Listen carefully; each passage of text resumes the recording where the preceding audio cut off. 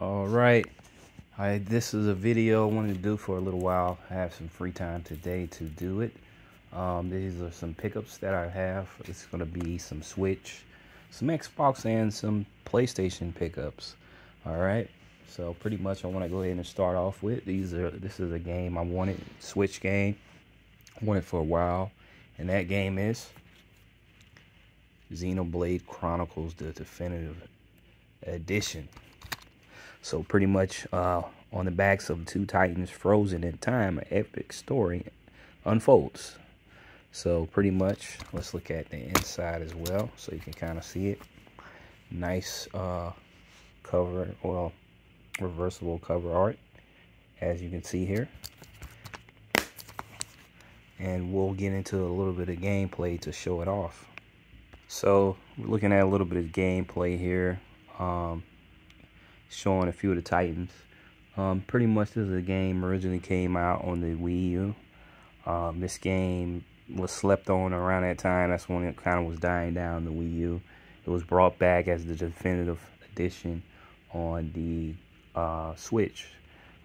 Pretty much in this game, they kind of upgraded it a little bit compared to the old Wii U. So pretty much the story is about pretty much their home are attacked by these robotic people called the Mechon. You and your friends set for a quest for revenge against these people. So pretty much that's how the story starts off. It kind of goes, as you can see in the video here. I'm just going to pretty much go with story. So pretty much you and your friends, like I said, as you can see there, the Mechon. So you're always fighting against these individuals, and pretty much your home is attacked. So you and your friends want to, get that fight back pretty much. So pretty much you're getting your revenge and fighting these Mechon in swamps. That's where it kind of takes place at. Like you're fighting in swamps, laboratories, even in some monster's belly as well. It's almost like you're in the belly of this monster, and it has other, like I guess you would say, like a parasite or a monster inside their belly that you're fighting as well. So this is a little bit of video of how it looked. You can kind of tell it's a older game, but they kind of updated a little bit as well. Pretty much in this game they added a lot of stuff to it. Some of the things they added to it is a new story chapter. Pretty much that's after you beat the game. Pretty much you kind of can see that story chapter. It's like a story after you beat the campaign. It's another story that's added to it. Pretty much Schultz, who's the main character, he's in a quest for revenge. It's over like 100+ hours of gameplay for this game, plus the extra content. Pretty much in this game they kind of upgraded far as and before you couldn't see the characters, your character's health bars. So that was kind of a quality of life upgrade they added. Also, the map UI has a waypoint to quest, and also quest items have explanation points. So there's a lot of quality of life things they added to this. A great game, by the way, but before that anyway, it just had those minor things with it. Menu overhaul as well. You're kind of seeing the game right now. Great, beautiful game. If you know Xenoblade, you know these games. Pretty cool game, as you can see. Great story. A lot of content. It'll take you a while to beat the game. So if you're into those RPGs, you'll love this one here. As you can see here, it's great content from this game. Pretty much, if you like what you saw there, that kind of goes into the Xenoblade Chronicles game. Great game. As you can see, as I told before, you set out for distant horizons and the lost secrets of a vast world, battle with Mondo's power and your allies' special arts. Pretty much shape the future, Join Melina and Neptune, the squad with all new standalone epilogue and unexplored land. So that is the Shape of the Future, is the extra standalone content that's added to this definitive edition. Great game, a lot of content.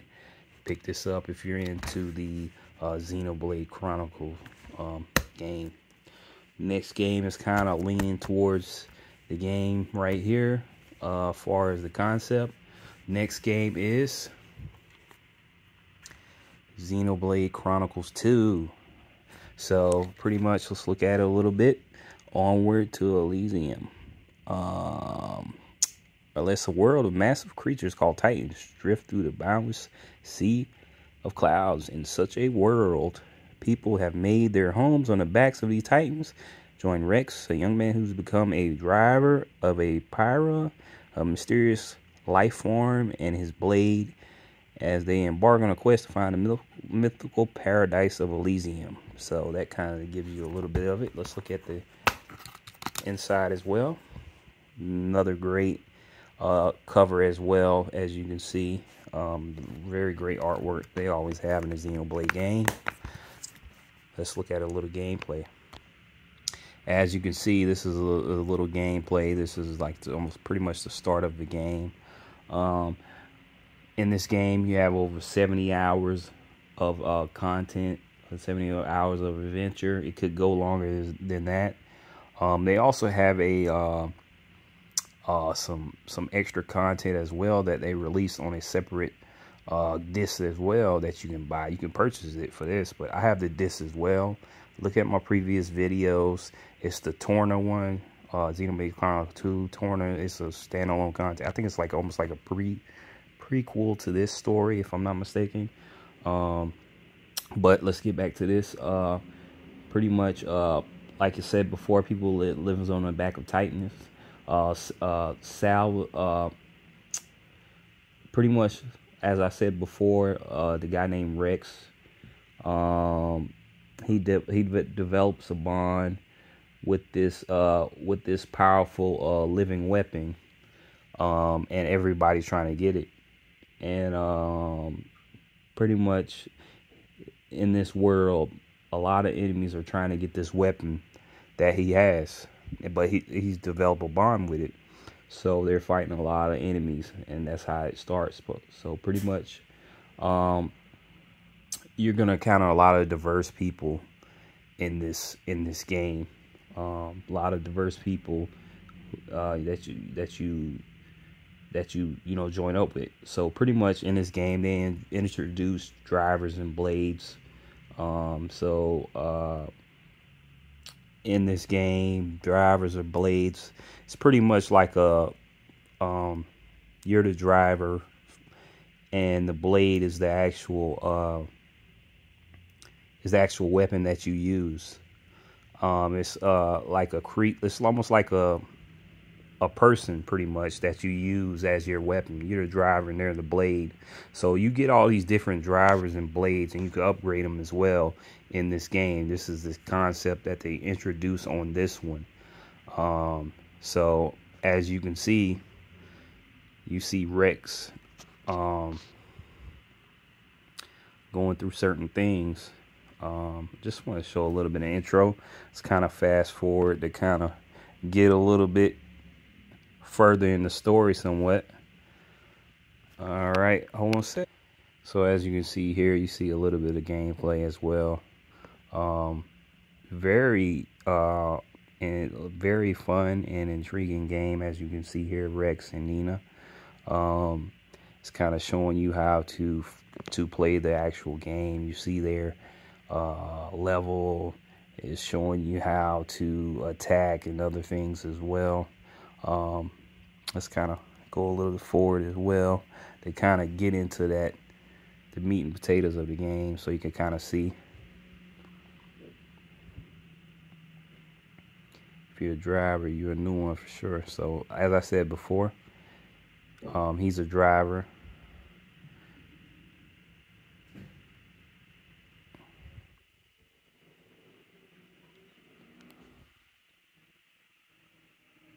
So like I said before, you're gonna be meeting individuals. Um, that is the blade that everybody's looking for, and he's letting them know. He pretty much like he's a new driver, so he doesn't know how to maintain one. So he's kind of giving them the concept behind it, as you can see when you get through the game. He's giving them. He's almost like the teacher of him to show him what he's supposed to do. So as you can tell, he has that girl driver with him. I mean, girl blade. She's the blade and he's the driver. So it's a cool game. Very, very big series. Great RPG. If you're into RPGs, this is a game to pick up. So this is a great game, expansive stories. Check my previous videos as well. I have, I also picked up Xenoblade Chronicles 3. Haven't had a chance to play it yet. I got the collector's edition that I showed off. You can look at my previous videos and check that out if you want to see how it looks. But all in all, great game. As you can see here, you explore a world full of ancient titans and terrifying beasts. Harness the power of your blade in combat. As you can see, those are different type blades. Those are different type blades. As you can see here, and you can switch them up and use them at your own request. So, great game. This is when they introduced that. They kind of went further with it in the next game as well, Xenoblade Chronicles 3. They improved upon a new concept that they brought about in this game. So pick this game up if you ever get a chance. I was able to pick both of them up for a pretty good price. Been looking at them for a while. I wanted the 1 and 2, and I was able to pick them up. It's going to be worth a lot in the future, these games. Next game was another game. They had a deal on it. I don't know if they still do. I picked it up. Dang, my battery's getting low. I picked it up for a pretty good price, and it was like only like $6 or something. Like, I found a crazy deal online, and it's brand new. And that game is Yu-Gi-Oh! Legacy of the Duelist, Link Evolution. Let's look at the back of it. Try to run through this. My battery. It's time to duel. Believe in your heart of your cards and create your legacy. So, pretty much, let's get into the gameplay, and I'll get more in depth with it. So, pretty much, this is a card game dealing with Yu-Gi-Oh! In this game is a card game that's turned into a video game. It has a core gameplay with the Link Evolution. It has a lot of modes in this game. Campaign mode is a really great mode where you pretty much, it has like hundreds of duels that pretty much occurred in the anime, and you can go through those duels as the character, or you can bring your own deck that you're created and get through fighting other individuals, or you can use the deck that they would use, the character that you are playing through the campaign, through their like duel. Pretty much. It's a lot of cards in this game, over 10,000 cards. You can play as the villain after you beat the game. A lot of replay value in this game if you're into these deck and card based games. I remember these card games. I had the Pokemon card game as well. As you can see, you see some of the characters. They have that, interaction, Yu-Gi-Oh! Pretty much, it's a great game. It has so many stories and campaigns, and you can play online. Only downfall with the game, the stories are condensed. They don't give you the whole story like in regards like to the anime, but it's a condensed story that kind of gives you a brief overview of things.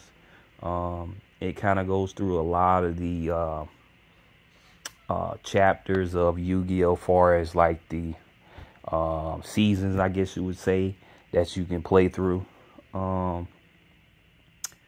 Another con is kind of slow when playing online. dealing with whoever's internet and how fast they play and stuff like that. Also, this game comes with 3 exclusive cards in this game. That's one of the famous cards right there, the Blue Eyes White Dragon. That's a very expensive card in this card game, Yu-Gi-Oh!, the real card game. But the 3 cards that are exclusive is Proglio, Sirit Code C, and Microcoder. Those are 3 cards you get into this game. That actual cards that's in the once you open it up, those are 3 actual real cards that you get with this purchase, which I think is pretty cool. So this is showing a little bit of gameplay. See if I can fast forward a little bit, show you more. But it's pretty much the concept of the game. They kind of, if you never know, I've never played it, they kind of show you certain modes that it'll let you it'll kind of walk you through somewhat. Also in this, you can kind of like evolve somewhat. It has that quality in this game with certain decks. Certain decks were in certain, I guess you would say, series, and other series brought on like progression of that monster. So they have that in this game. As you can see here, it kind of has a little animation as well, with certain characters once you use their move. So pretty cool game. So pretty much pretty cool game. As I said before, it comes with 3 exclusive cards made by Konami. They make some pretty good games. See the back details, kind of go into it. Relive moments of duels in the Yu-Gi-Oh! Animated series, like I said before. Circuit combines the discovery of endless strategies with new link monster cards, like you can link up certain monsters. Like I said before, like almost like an evolution of certain monsters you can do. Build your deck from over 10,000 cards. So you have a lot of cards that you can duel with, which brings very good concept online as well. It's very strategic, and you have a lot of strong people and craziness online as well. I know the Steam, you have to watch out, a lot of cheating on that. But other than that, cool game if you're into the card-based game that I picked up. So, all right. Next game is an Xbox 360 game. I wanted to show this in my last video. Pick up my last video. You'll see why I wanted to show it. But pretty much that game is The Amazing Spider-Man. It came in kind of later, so I wasn't able to show up my other Spider-Man games that are on the 360 and Xbox. I pretty much wanted to get a lot of those Spider-Mans for the 360, your power, your choices, your playground. All right, so as you can see, let's get into that game. Pretty much in this game, you rarely see Spider-Man. It's mostly like a first-person view. I don't think they can get like this is a movie that came out, and I don't know if they got the okay to use character voices and stuff like that. So they kind of cheap down on that way. It's an open world, open world, game. In this game, great web slinging, how they did it in this game. Also, this game gives a lot of plot to the movie. This game came out earlier before the movie, and people was kind of like, oh man, it gave a lot of the story. So you're in Oscorp with a lot of these, as you find out, a lot of these monsters are located in Oscorp, and you're finding out. So, as you can see here, that's like Rhino. Pretty much in this game, as I said before, there's this virus that some of these creatures are carrying in this actual, almost like a prison, and they get loose, so they're infecting the people. Also, as well, as you'll find out later on, that this virus affected some of the doctors as well. So you're trying to find a cure for that, for the doctors and for the regular average Joe as well. And by looking for that as well, you're doing Spider-Man stuff, helping civilians as you swing about through the towns. Some of the missions can be repetitive, as you know in Spider-Man. You saving this person, you're saving that person, and this and that. Pretty much the bad people are Rhino, Scorpion, Iguana. A lot of these enemies pretty much escape from Oscorp, this place here. As I said before, you know, they're affecting scientists. They're looking for a cure. In this game, it has great combat, great stealth, takedowns and whatnot. Let's kind of see if I can show a little bit. We can kind of get into the gameplay. I want to show a little something. As you can see here, you see Spider-Man a little bit. Also, that's a new concept they evolved to, that web rush mode, which is a pretty cool concept that they have in this game. So it's pretty cool. As you can see here, you kind of see a lot of these things were used in later Spider-Man games. Insomniac kind of went further with it, pretty much, as you can tell. But overall, pretty cool game. In this game, they also introduced a lot of things as far as collectibles. You can collect you find them throughout the city, comic books, actual comic books that you can read, and which I think is a pretty cool idea that they brought up. Also, other collectibles are audio logs as well, but the coolest one are comic books that you could move around and read and turn the pages and stuff like that. Very cool concept. It's a pretty cool game. If you like what you see in here,